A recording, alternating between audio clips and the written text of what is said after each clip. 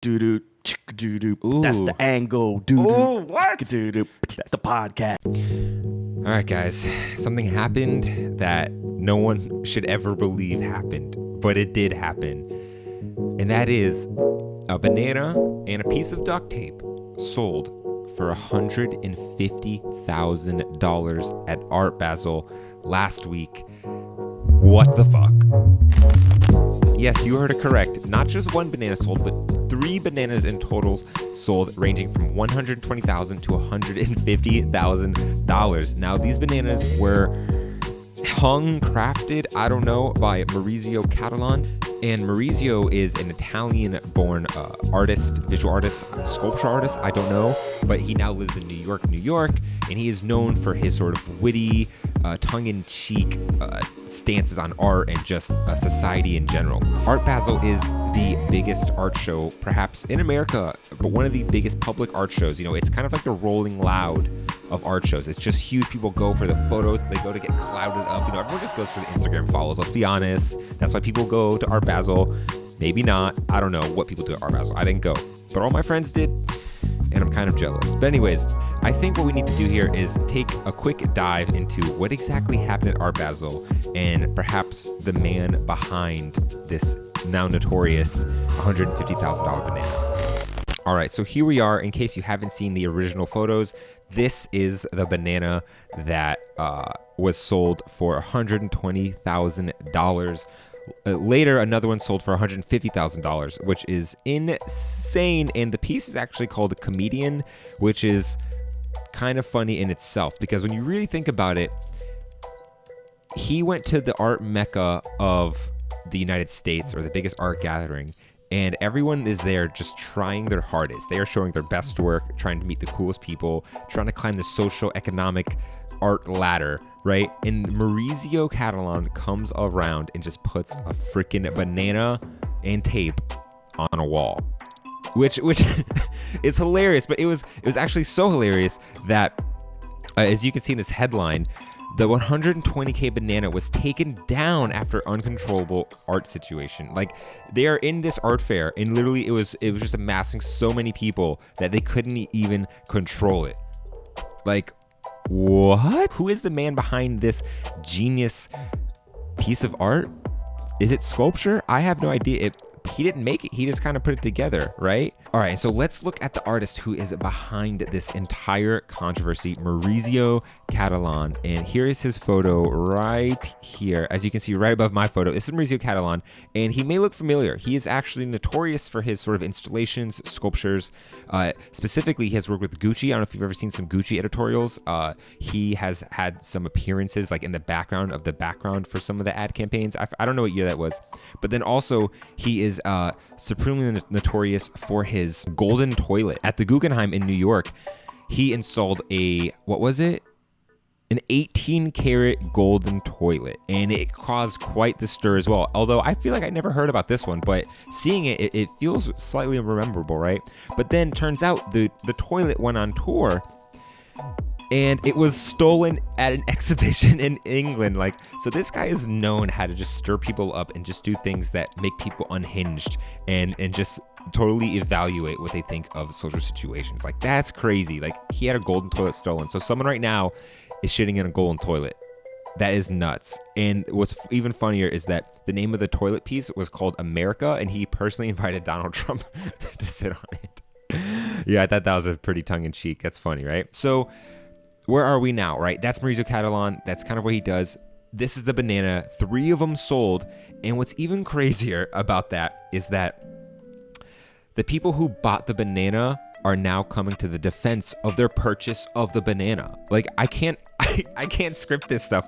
Everyone is defending it, right? And so I was reading this article, and some of the buyers are, they're fervently coming to defend it. I'm trying to find some quotes by some of the people, but essentially what it breaks down to is the people who bought it are like defending it by saying this is art. Who defines art? I even saw one article where this lady, she bought the banana and she doesn't even have the banana.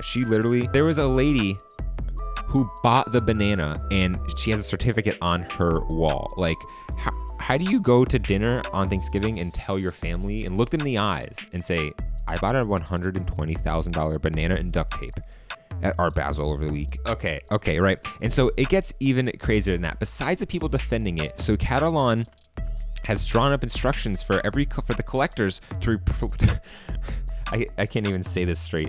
Cattelan instructed the collectors to replace the fruit every 10 days. So the 3 people that bought the fruit every 10 days, they're gonna get a new piece of fruit under the duct tape.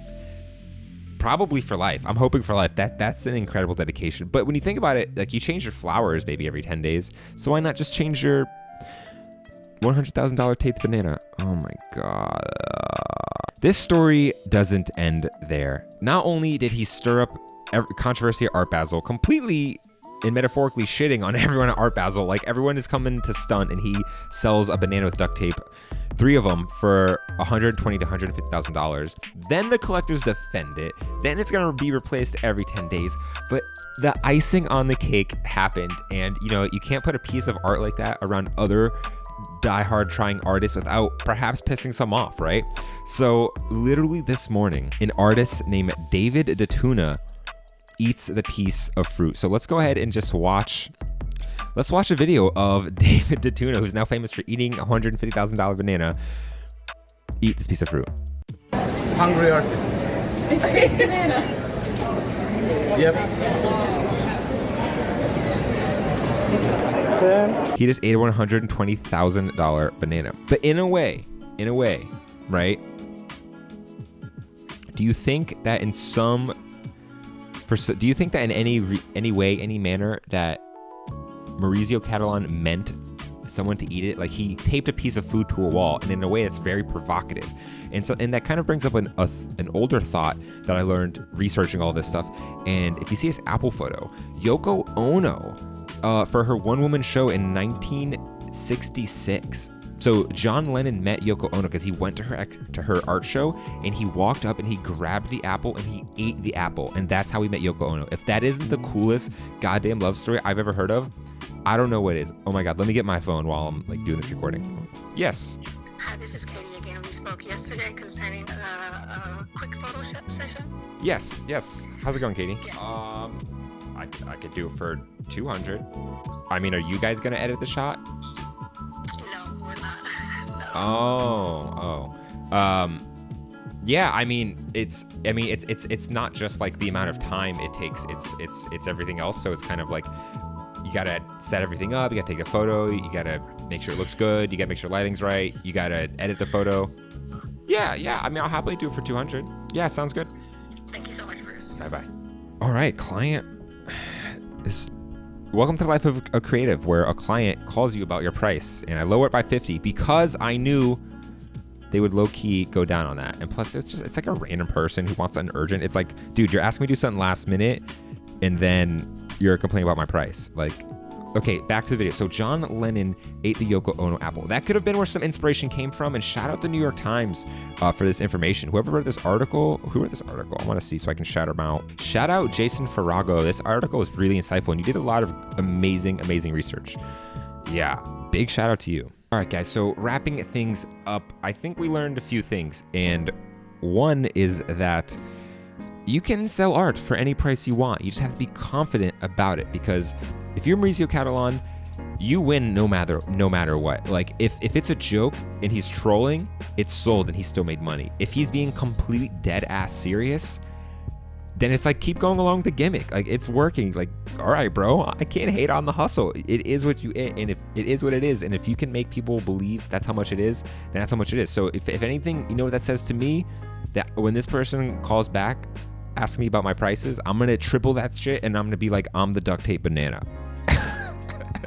Okay, I'm joking. But anyways, guys, I hope you enjoyed this video and learned about the crazy Art Basel banana. I hope I get to go next year, and hopefully you guys can check out more of my content. I do a lot of awesome interviews with artists and creatives here in Washington, D.C., and I do a bunch of awesome vlogs bringing you to art galleries and really a bunch of other exciting content like this. So what's up, guys? Welcome to the fam.